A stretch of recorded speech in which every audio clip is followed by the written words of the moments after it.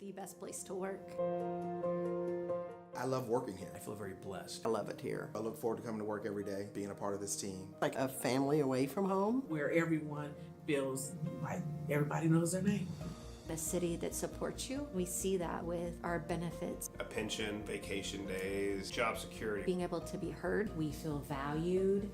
We feel respected. Lee's Summit is a very progressive city. It's growing, it's thriving. We have this drive towards not just doing a job, but doing it with a spirit of excellence. I had the opportunity to continue to grow, regardless of 30 plus years doing this kind of work. It's more than just dollars and cents. We're here really to give back. Providing a service to better a community. To go out and serve people. To be a part of something bigger than yourself.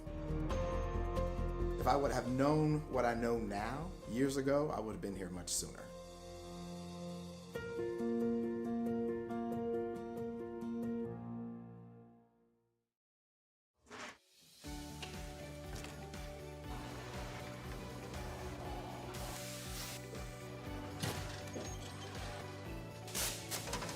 Welcome to the Lee Summit Sign Department. We are going to walk you through our process from start to finish. We make signs as needed here. It's not like we just go out into the field and place a speed limit sign here, no parking here. Our traffic engineers, they go through and they'll do field studies. They'll send us down an engineering work order for us to go out, place new signs or remove signs as needed.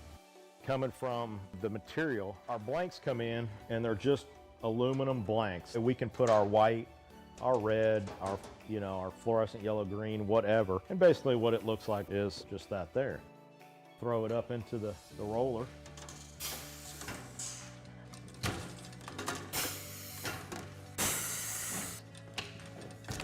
And once we got it covered, take it to our work table here, and Tim will cut the corners, cut all the access off to where it's lined up right. As far as the plotter and the software that we use, there's a street name sign there, and he's gonna go ahead and print that out on the plotter so you can see the plotter and how it operates and runs. There's standards for the height, even just on letters on the sign blank. Basically what we have on the computer there is it's pretty much set up to those. And it goes through, it's got a very small but sharp needle that goes through and cuts everything out, letter by letter. Once that's done cutting, our next stage would be bringing it over here. Currently picking out the sign letters right now. We call it weeding or picking or however you want to call it. Next, putting it on the transfer tape.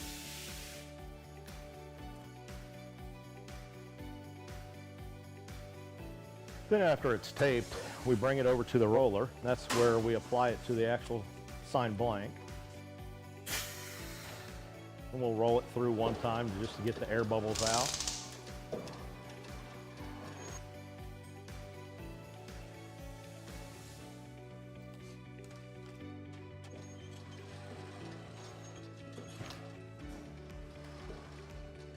And the last stage is basically just taking the transfer tape off the front of it. And there's a finished product of the street name sign. We'll take you out to the field and show you our process that we go through. We're gonna go out and follow our sign guys and get something installed for you. This is where we check our underground utilities. Tim, you got AT&T? AT&T's back here. Evergy, Google, so we should be good to go. We normally put all of our stuff together out in the field.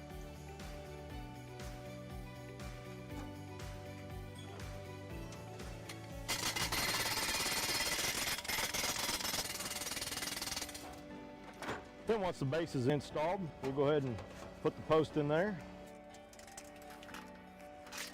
We've come up to perfect.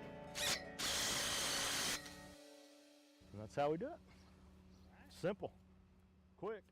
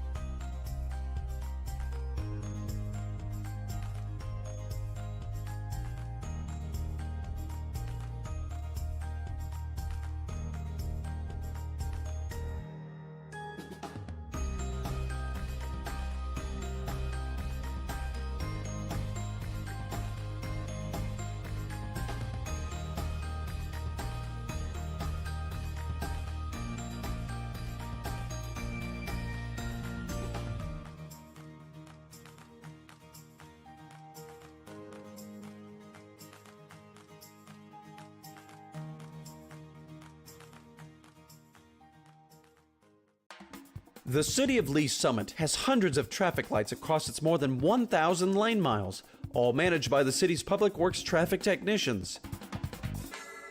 The work happens inside those metal boxes on the side of each intersection. Inside, technicians program a device called the controller. The controller communicates directly with each signal head via underground wires, telling each light when to turn on and off based on a programmed cycle. City traffic engineers design this cycle to allow traffic to flow as efficiently as possible for that particular intersection. In order to best match current traffic patterns, they install something called a detection system. Detection systems have taken many forms over the years, from sensors in the pavement to radar boxes. But in Lee Summit, they primarily consist of cameras, which workers mount above the traffic signals. These cameras don't record video or your speed. Instead, they monitor the spaces at the front of the intersection and identify when a vehicle is present in a specific spot. Once a vehicle is identified, the detection system sends a message to the controller, which then adapts its standard cycle to best serve the cars that are present. The pedestrian button works in a similar way. When the button is pressed, the controller receives a signal, requesting that it allow that section of the pedestrian walkway to go, which it then inserts into the signal pattern. Technicians also install something called a conflict monitor. The conflict monitor is a device in which they program all the potential patterns of lights that would lead to a collision.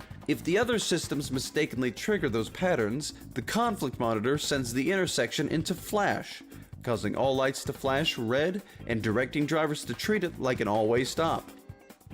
City traffic technicians implement and maintain these systems so effectively, we rarely consider them. But every time we safely pass through a signal-controlled intersection, it's all thanks to their work. So the next time you're waiting at a red light, remember the delicate coordination of super smart systems that move you through that space safely and efficiently every day.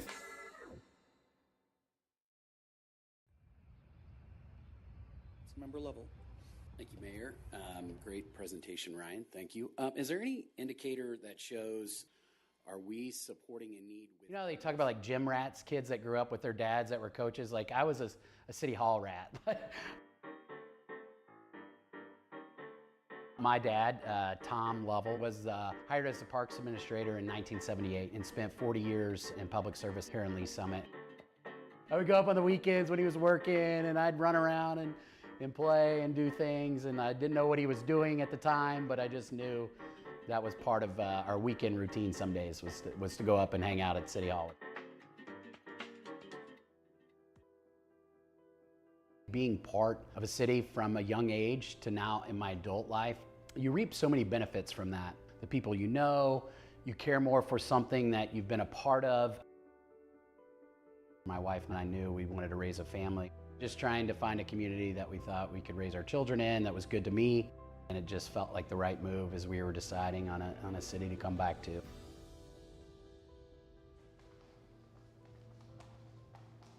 Fortunate to have started a business in 2018.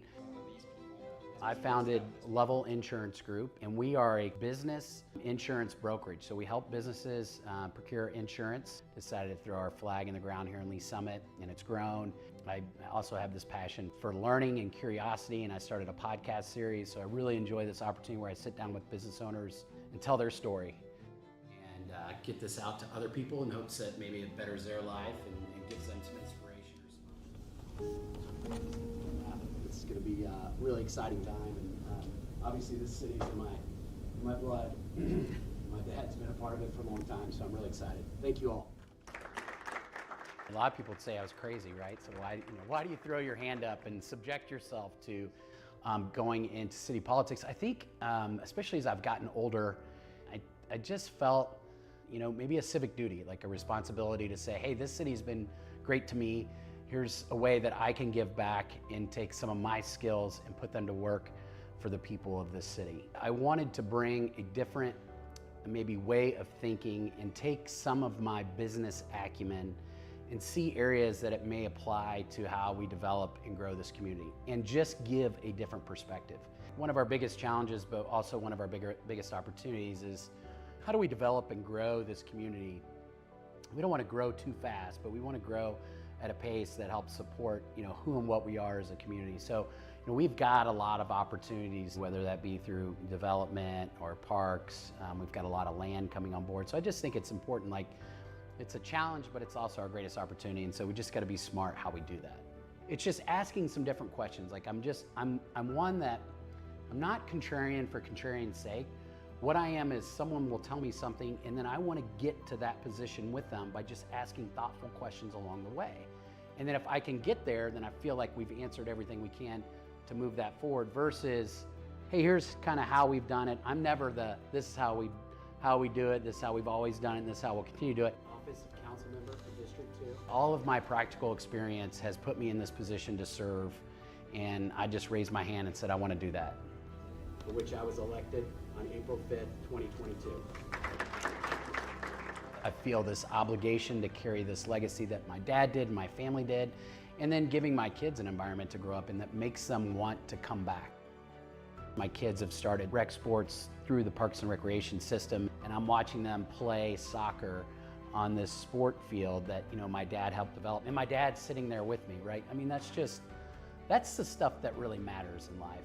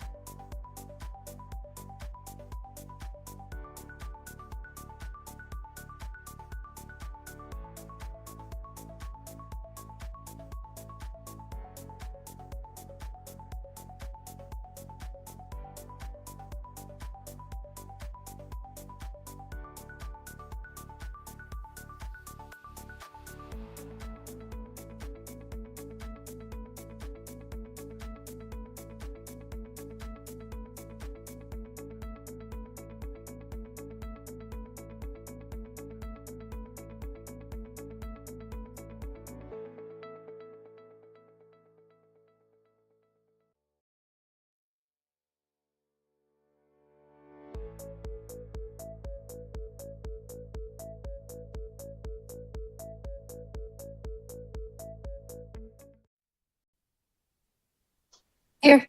Chairperson Carlisle, Present. Mayor Baird. Okay.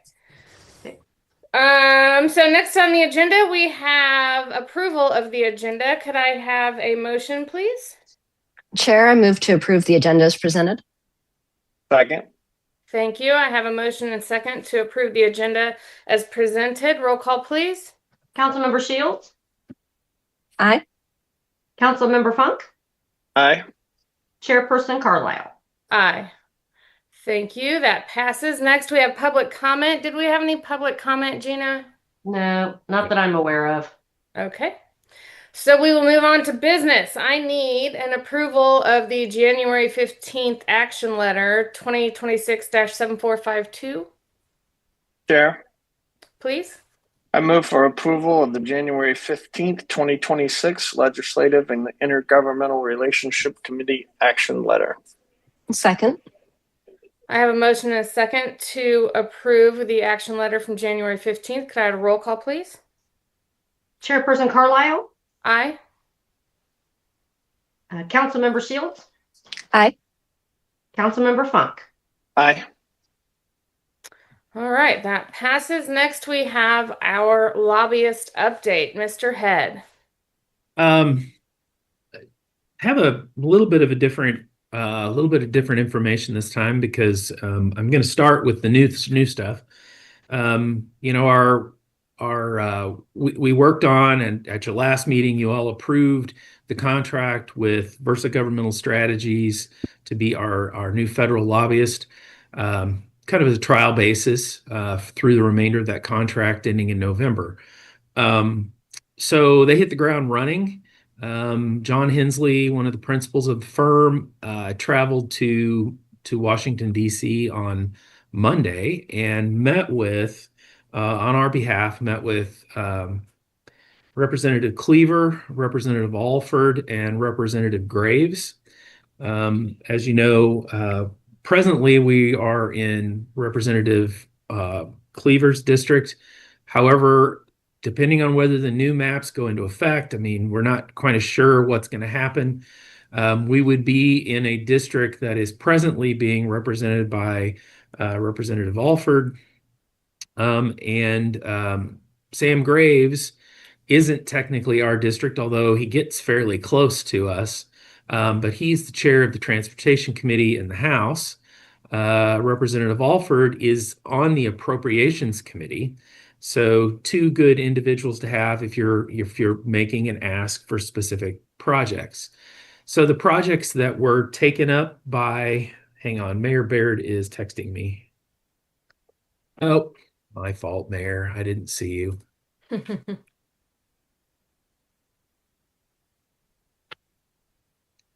My fault. Hello.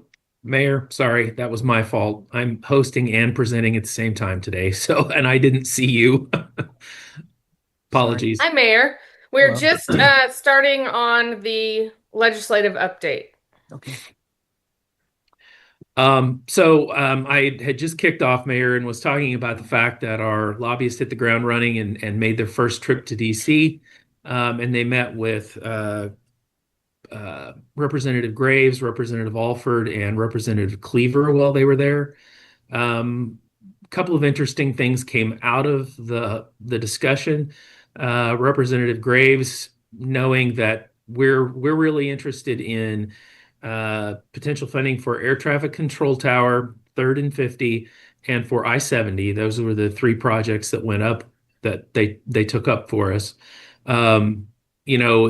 Representative Graves, being the chair of transportation, understands the size of ask that I-470 is, and he has really recommended that we go through MoDOT, but he now has significant awareness of it. So that's good for us.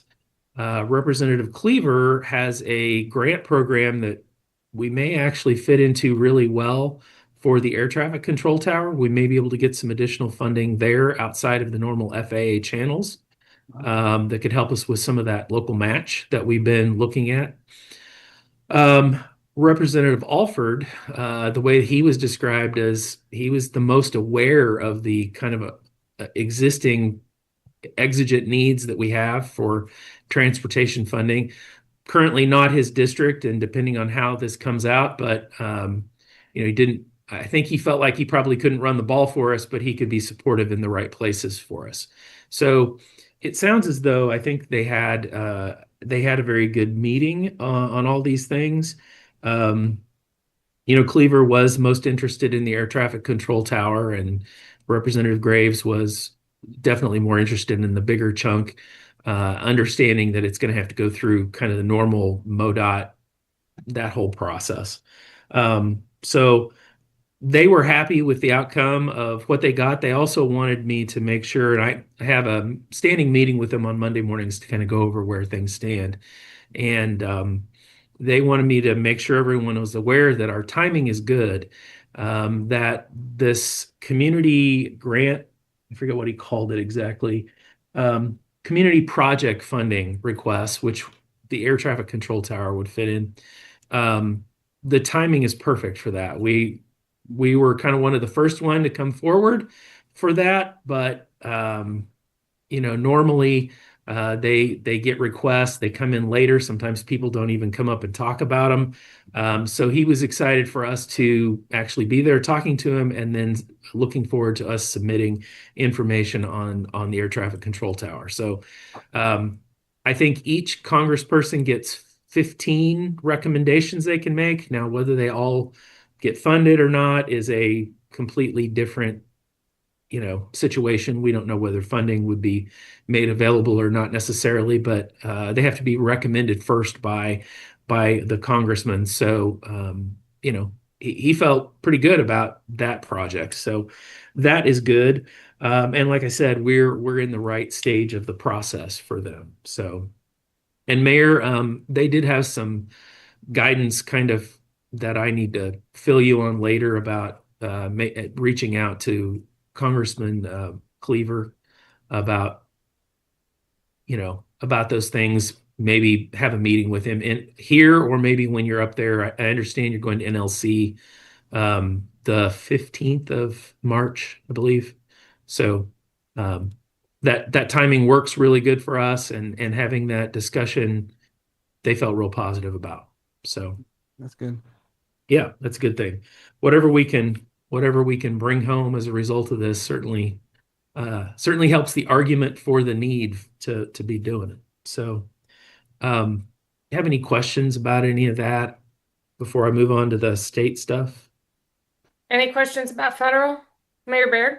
More of a kind of a comment. So been trying to prepare materials. Gave our lobbyists the materials that we had from last year, and they kind of briefed them. They made them shorter and more concise, and they did a really nice job with them. So we also updated them, the numbers on the page. And I just thought the biggest thing that I noticed is that for 470, the vehicles per day is exceeding 70,000 cars per day. And pretty much 70 highway, was expanded, and some of their cars per day on 70 highway are 30, in the 30s, the 39, 38,000, and for the most part 40,000 vehicles per day. And so that just tells you that we definitely have that type of data now, showing that we really need the help. That's pretty big, 70,000 cars per day. Yeah, that's huge. So that's huge. For those of us who drive on it almost daily, we know how bad it is. Yeah. Okay. The lobbyists did a great job with the paring those down and knowing exactly what to put in front of the people in not just the state but at DC. So it's been a real advantage. Mayor, just FYI, so we make sure we're giving credit where credit's due. They actually came back when we sent them the larger document, and they said, "Hey, it's too much. Can we pare this down?" And then they gave guidance to Michael Park. Michael Park actually created those documents internally. So, Did a but great it was job. after Good their job, Mike. guidance and them going forward. And we can send those out. I didn't think to send them out to the committee, but we can absolutely do that after the meeting. That'd be good. That'd be There's wonderful. nothing proprietary or anything in them. They're just Would you also include the K9 so that we can, because that's the other thing that we'll be talking to Jeff City about, the K9. okay. Do I have all that information? Was that part of it? No, Mark Mark done has it. Yeah. So we usually go with 3 asks when we go to the state or the Feds. feds. Yep. And but given the parameters that we've been told by the lobbyists and others, we needed to pare down our ask for the state. So one low-hanging fruit that's public safety is a K9 training facility. So yeah, I'd like you to send that out, Brian, if you could get them. So there'll be 4 items that you'll see. There'll be the 470, 350, airport tower, and then we needed something smaller that we might have a chance of getting at the state. So we did the K9. The K9 training facility. Yeah. Yep, I can get that info. I don't know that I have it right now, but I will. I'll get that from Mark or Travis. Thanks. So, yep, we can absolutely do that. Like I said, we meet every Monday at 9, or I meet every Monday at 9 with the lobbyist to discuss. It used to be just state stuff, but now we're spending more time on discussing federal stuff, or we did this week than we do the other. You have the report. I sent that out on Saturday after I got it from them, and I'm just going to point at a couple of things. I'm not going to go kind of do a deep dive in this. One of the interesting items is it's House Bill 2925, and this is to standardize how local property tax ballots actually end up looking and when they are held. It's going to require, instead of pricing the cost to the taxpayer as a per 100, which is the way it's calculated by the county, they want to ensure that it's calculated per 100,000, because that is honestly not too big a deal, because when we do educational materials, we pretty much always say $100,000 house or $150,000 house or whatever the increase is X, whatever that is. And so that's in there. The thing that's in there that is probably maybe something we continue to be opposed to, it is in our priorities, is there's a requirement that these elections can only take place on the general election day. That's November. So you could no longer have one in a ballot issue for property tax on an April ballot or an August ballot. November only would be the requirement.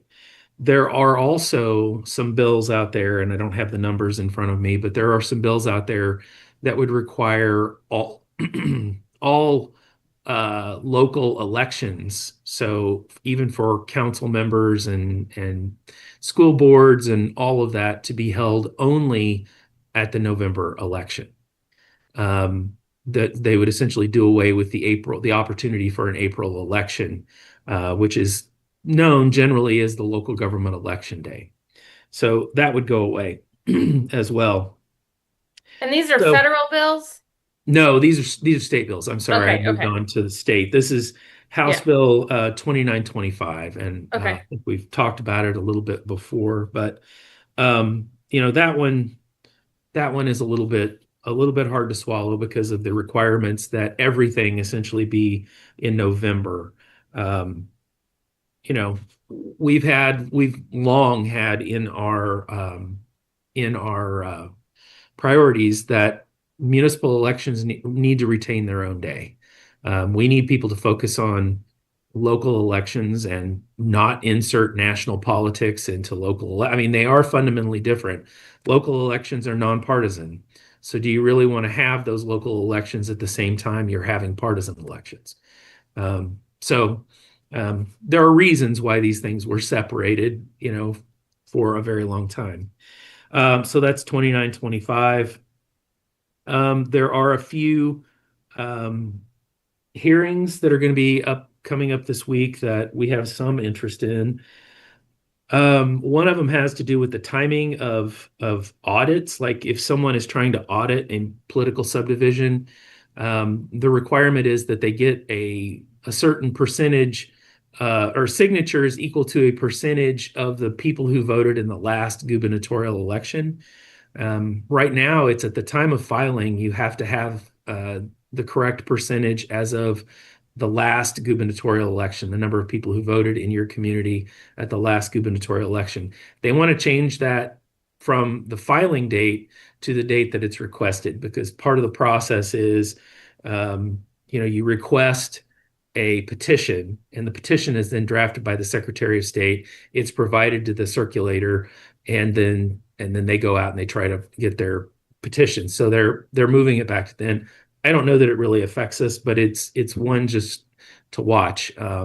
There's also a bill related to, and this one could impact us a little bit, related to short-term rentals. There's actually 3 different bills that are all going to be heard at the same time that require the county to maintain the single-family residential classification for a property that is leased out for short-term rentals, as long as the rental doesn't last longer than 30 days. So that's the requirement. Kind of interesting bill. I suppose if it was classified more as a business, then it would increase the taxes on the property, and that's what they're trying to avoid. In the House Transportation Committee, there is House Bill 2926. This is kind of an interesting bill, and we did a quick analysis of it this morning just to see if it impacted us, but it actually provides sovereign immunity or immunity caps, liability caps for private contractors, subcontractors, and employees of those folks anytime they are acting within the scope of a contract with the Missouri Department of Transportation, which is kind of interesting. I've never known sort of sovereign immunity caps to get extended to private companies. So kind of an interesting bill. We did look at it. I had some concern that maybe it would impact some of our abilities to, would it impact our ability to, for example, sue a subcontractor or a contractor who was working for us, but it was part of a MoDOT project where we had MoDOT money in it and they were making approvals? And the answer appears to be no, that it really wouldn't impact us. It really does only apply to MoDOT. So those are the kind of the big hearings for us. There's a bunch of stuff out there on property taxes. My guess is at some point they're going to have to figure out what they want that to look like and just go forward with one bill. But there are so many of them doing so many different things right now that I don't think it's really worth digging into deeply until they begin to settle on one way of moving those forward. And right now I can't see what that's going to be. I can't really tell based on everything we have. We have some of the typical things that we see every year. There's always a desire by some of the builders to add time limits to when cities have to respond to, like if they send a plan in, how quickly the city has to turn around that plan review and some things like that. So we're seeing lots of those same things. We're seeing a bill on annexation that surprised the MML testified like this, but it's in your report. It says the MML said that it appears this legislation derives from an apparent misunderstanding of current annexation law. So it's kind of a slam to the bill drafter, unfortunately. There's a post-consumer paint recycling program that we're following. It allows some of the hazardous waste money to flow for paint recycling. Solid waste disposal, there are some bills on that. Chris Busson has been up and testified on that. So there's activity. I don't know that I see a lot right now that is damaging for us, that is moving, but we're still in February. So we'll just have to wait and see. But that's about all I've got. I just have a quick question on that. The House Bill 2761, where they want to get rid of Mark, not Mark Dunning, but Mark, Yeah. Mid-America Regional Council. And I know that Chris went and testified on that. Is there any other news on that since his testimony? But that 2761, was that the solid waste one? It's the one that just took them out of the solid waste planning process, is what I understood it to be. I think it was voted out of committee, but as far as I know, there's no hearing date, or there's no date on the floor for it yet, and I don't even know if it's been to rules yet. Okay. I can look that up though and send you a quick update. Yeah, it just said, when I was reading over it and I just pulled it back up, it says the bill eliminates solid waste management districts Yeah. and the advisory committee, which is the Mark part of it. Yeah. And I think that would be not so good for us, but I guess it gives the state more control of the money. That's why they're doing it. I suppose. Or they just don't like having they want to do it as a one-off and not as a regionally combined recommendation system. Gotcha. Okay, that was my only question. Anybody else have any questions? Or any other comments? No? All right, let me pull the agenda back up. Sorry. Okay, so we are at Roundtable. I guess that's really what I just asked for. Anybody? Nope. Any Roundtable from staff? I don't. Councilman, are you going to go, Brian, or you want me to? Nope, go ahead. I don't have anything. Okay. Your next regular meeting would be March 16th, which several will be at out DC. NLC. Yes. So I looked ahead and can offer, I think it was March 23rd. I was going to go March 9th, but I think that's a conflict for Brian. Will be out and won't have time to even do a packet for that. So March 23rd at 11:30, which is a Monday, or Thursday, March 26th. Okay, I'm looking. We will get an update for from our lobbyist at the next meeting, because they always do one midterm. So I've already talked to them, and they're planning. Although I thought it was going to be March 16th, which is actually during spring break week for the Missouri legislature. And that's also when we'll be in DC for National League of Cities. So. Yeah, so it's not going to work that week. Okay. Okay, the 23rd and 26th both look good on my calendars. Gina, you're looking at the city calendar, so. Yes. Okay. So I could do either of those. Anybody else have any issues with the 23rd or the 26th? Either of those are fine for me, Chair. Thank you. Thank you. You want to stick with the Monday then? Your usual. Sounds good. 23rd? Okay. Great. I'll set that up. Send out a notice. Thank you so much. Okay, anything else before I call this meeting over? I don't have anything. All right. We are adjourned at 11:56 a.m. Thanks, everybody. Thank you. I'll see some of you later. Yep.